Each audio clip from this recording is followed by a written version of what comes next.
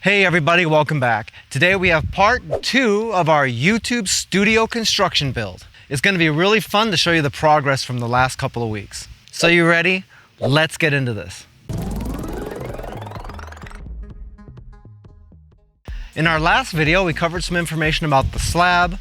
We had a time lapse of the Tuff Shed construction. We went over our plans and we showed you a little bit of the rough electrical. If you missed that and you want to check it out, we do have a card up top that you can click. Well, you can see I'm not an expert carpenter here. I'm more of an accident waiting to happen. Look at that, dropping tools everywhere. No pads, no tool belt. Whoa, almost fell off there, so that would have sucked. Look at that, I'm just wearing shorts and sandals, no protective eyewear. You can see it now on the 11 o'clock news. YouTuber dies while building YouTube studio. Video crosses 10 million views. 2,000 years later. All right, so you can see I got all of my ceiling joists in now, and I got most of my electrical wires run.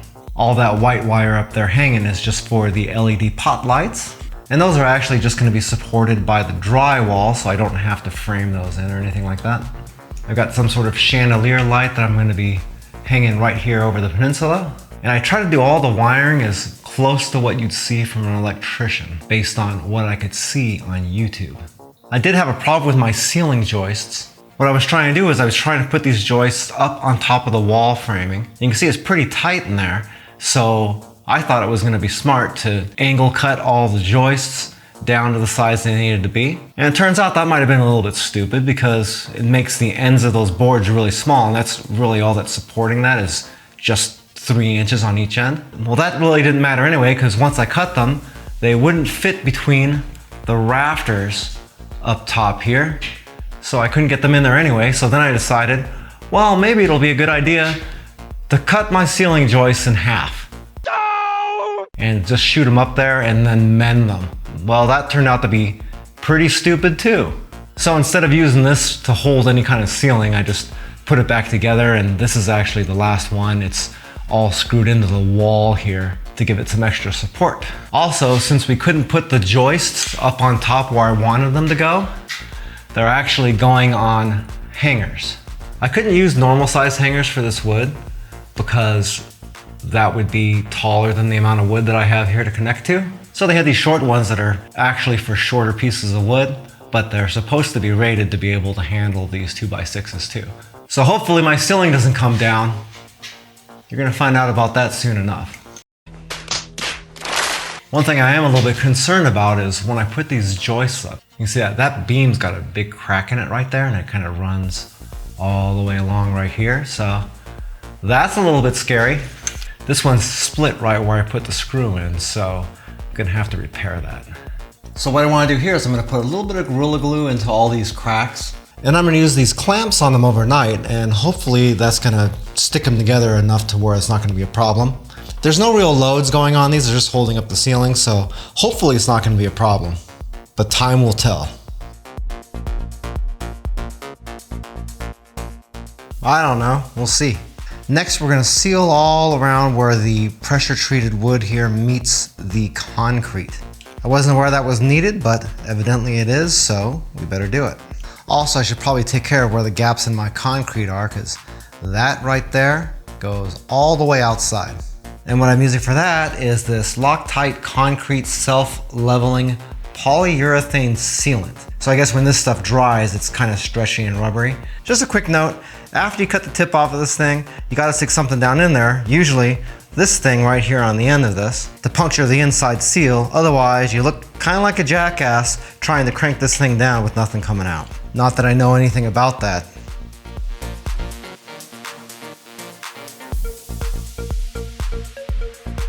I kind of messed up before because I was using the self-leveling stuff, and you can see how it kind of just flattened out like a pancake. Well, this stuff is the non-sag version, so this is probably what I should have been using in the first place, but no problem. I'll just put a little bit more of this right over that and we should be fine, right? You can see how flat that is. It looks nice and smooth, but it left a big old gap right here. So we'll just go through and fill all those gaps, just like this. Now that we got that sealed, we got to seal the gap between our window frames and also this big gap that we got in our door frame, especially up at the top. And for that, we're just going to use some expansion foam. By the way, if this is your first time here and you want to learn some cool new recipes, get some great cooking tips and tricks and all sorts of other kitchen related things, then start now by subscribing to the channel and clicking the notification bell so you never miss a thing. And with that being done, we can move on to doing the same thing in all of our stud bays. All the way around the shed. Hey look, I got a tool belt too, and I'm wearing shoes, so definitely I'm moving up in the world.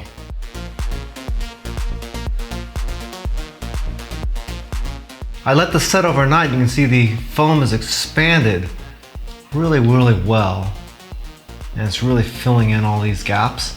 The only really critical part in these stud bays that I think I really had to do was down there at the bottom, but you can see I went ahead and filled all of these in pretty much anywhere where the wood meets the wall, just because why not? I mean, it can't really be a bad thing, can it? And there's the door right there. And if you look across the top, I really did have a ton of space up there that I had to fill in. What I'm gonna do next is I'm gonna fill in all these little spaces in between the 2x4s with silicone caulking, and also this kind of space in here. I probably should have shot some spray foam in there. I might still do that, but really all this stuff where that can't fit, that's where I'm gonna put that stuff.